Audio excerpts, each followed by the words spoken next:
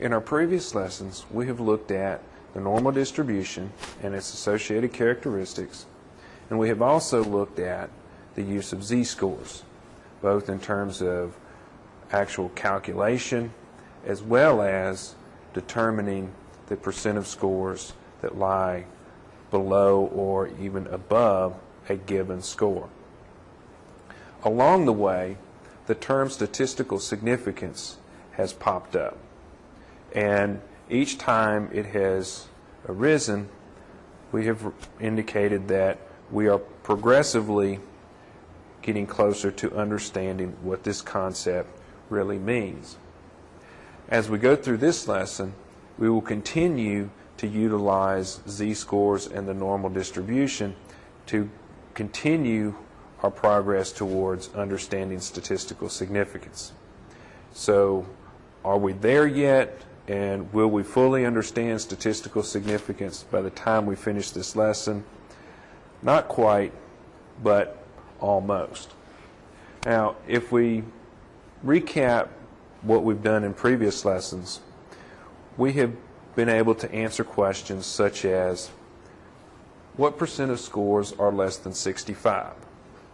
And in order to answer this question, we were able to convert 65 to a z-score, and once we had the z-score, we could use the normal curve table to identify the percent of scores between that z-score and the mean, and then, depending on whether the z-score was positive or negative, we would add or subtract that value from 50. In this lesson, we will continue to use z-scores and the normal curve table. However, we will change the nature of our question. Instead of seeking the percent of scores, we will actually start with the percent of scores and attempt to work backwards and identify the unknown z-score. For example, we might ask, 95% of the scores in the distribution lie below what value? In this case, the value we're seeking will be a z-score. In order to answer this question, we will use two pieces of information. The first is our normal curve table, and the second is simply an illustration of the normal curve. Now, if we recall from previous lessons, the normal curve is divided into two halves, with each half containing 50% of the scores. We also should recall that the normal curve table only has positive values for the z-scores, hence the necessity to add or subtract values from 50. Because the table deals with positive scores, we will attempt to work with the positive end of the distribution. So in the current example, where we want to know what value 95% of the scores fall below, we will look out on the right-hand side of the normal curve and create a partition. So we now will partition our normal curve into two parts. The left side, which will have 95% of the scores, and the right side that will contain the remaining 5%. Now, our goal, if you remember, is to identify the z-score at which this line is to be placed. Now, because we're going to use the normal curve table, and the normal curve table has entries for the area between the mean and the z-score, we now know that since 95% falls to the left of the line, but 50% falls below the mean, the amount that is left between the mean and z is going to be 45%. Therefore, if we refer back to our normal curve table, we would simply look for a value in the area between mean and z-score column that is equal to or close to 45. In this case, if we come down the column, we will find 45.05. That is the closest value that we can reach given the level of accuracy within our table. If we look at the corresponding z-score, we have 1.65. So what this has told us is that the appropriate z-score at which we should place our line of partition is 1.65.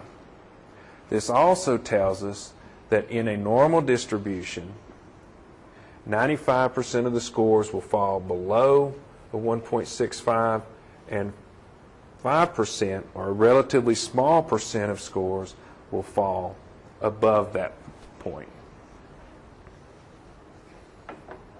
Right? Now, we can also take our question and look at it a little bit differently. We could ask the question, 95% of the scores in the distribution lie between which two values?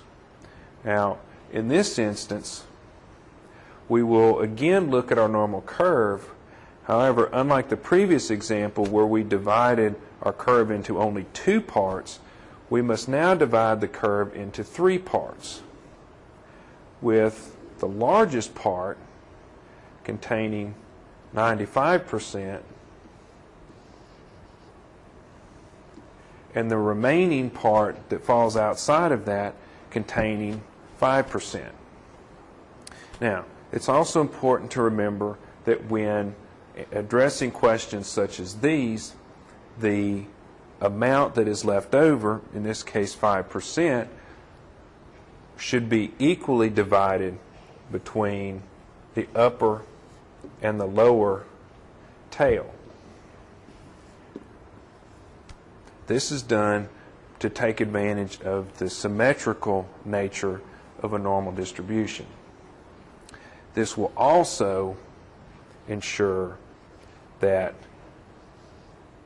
the only difference between the value for our upper partition and the value for our lower partition is simply the plus and the minus sign. So the actual value of z will be the same, again, with the one exception of the negative or positive sign.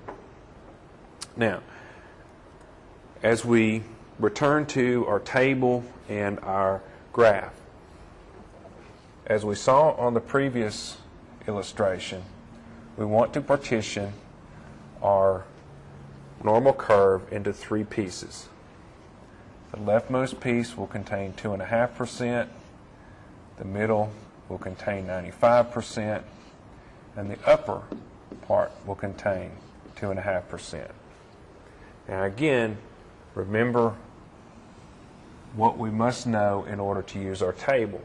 It is the value between the mean and the z-score. Now again, since 50% makes up the left and the right,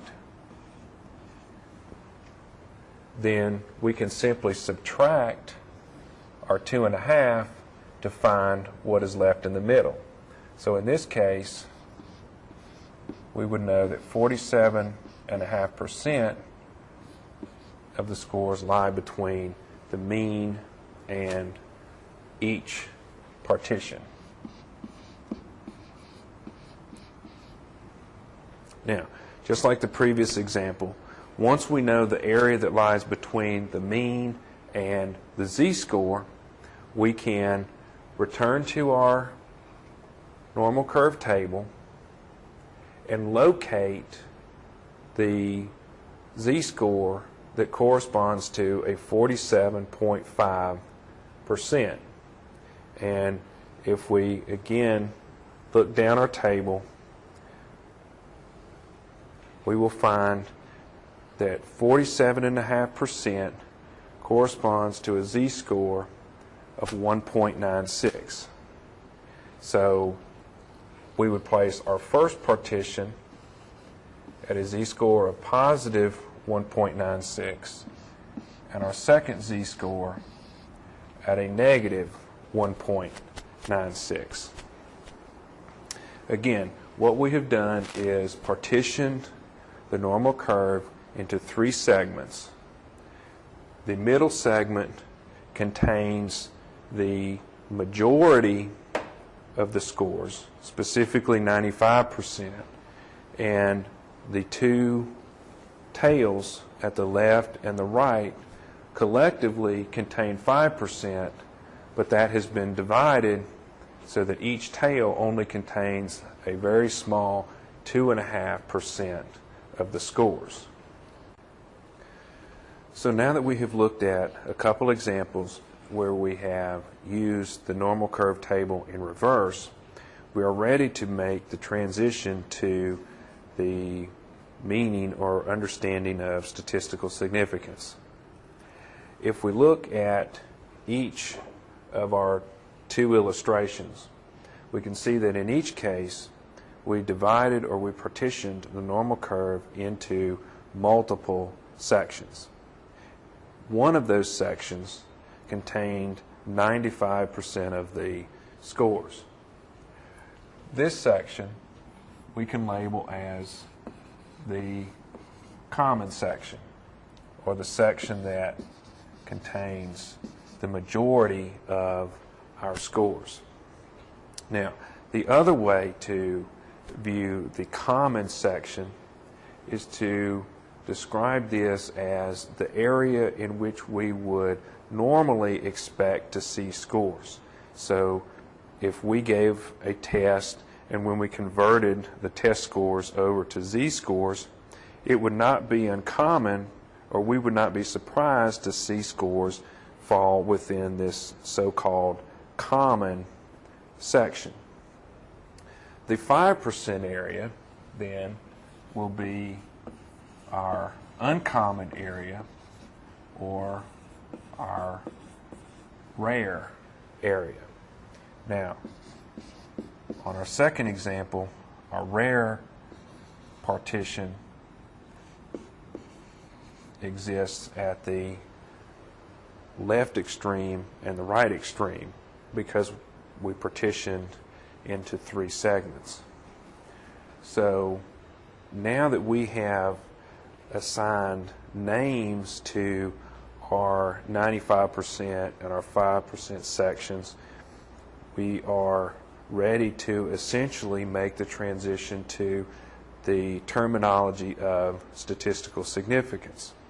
Now, as far as statistical significance, we will simply change the name or the way that we describe the so-called rare component and say that if something is rare, then it is statistically significant.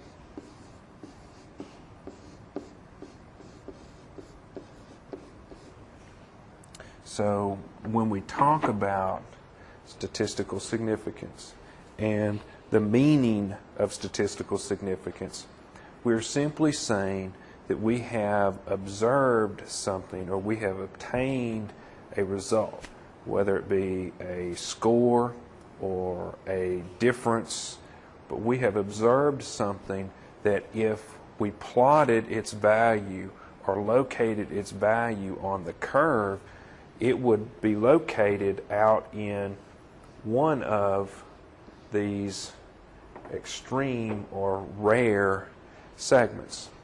So essentially we have identified something that was unexpected.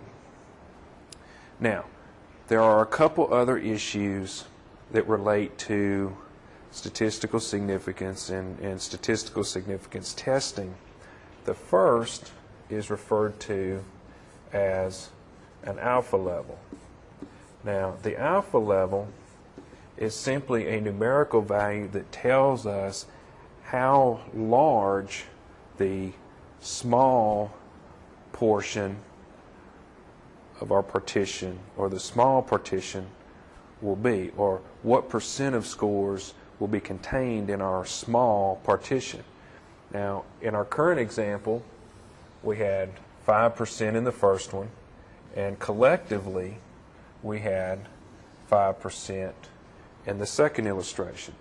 So if this had actually been a significance testing scenario, we would say the alpha level was 5%, because 5% is how large we were willing to make our rare area. So if you set an alpha level at 10%, basically you will then have the effect of making your rare or your uncommon area larger. Likewise, if you set it at 1%, then the area located in that rare partition will be considerably smaller. The final issue related to statistical significance involves directional versus non-directional hypotheses and analyses. Now, our first illustration gives us a visual representation of a directional hypothesis or a directional analysis. And the reason we would say that it's directional is because the entire 5% is located in only one end of the distribution.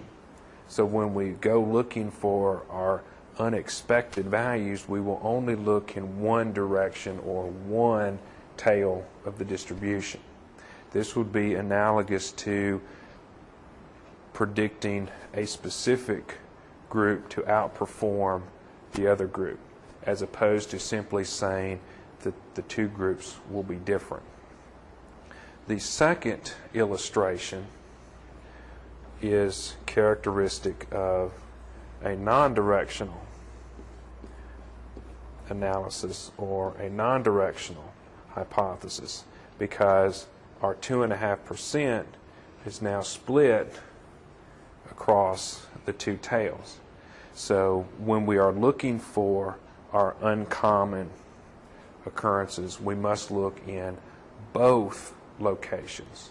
So again, instead of predicting that Group A will outperform Group B, we will simply say there will be a difference. And so that difference could be highly positive. If our formula says subtract the mean of Group A from Group B, but using the same formula, we could have a highly negative result. That is the characteristic of a non-directional hypothesis or a non-directional analysis. So this concludes our discussion of normal curves, z-scores, and has transitioned us into statistical significance.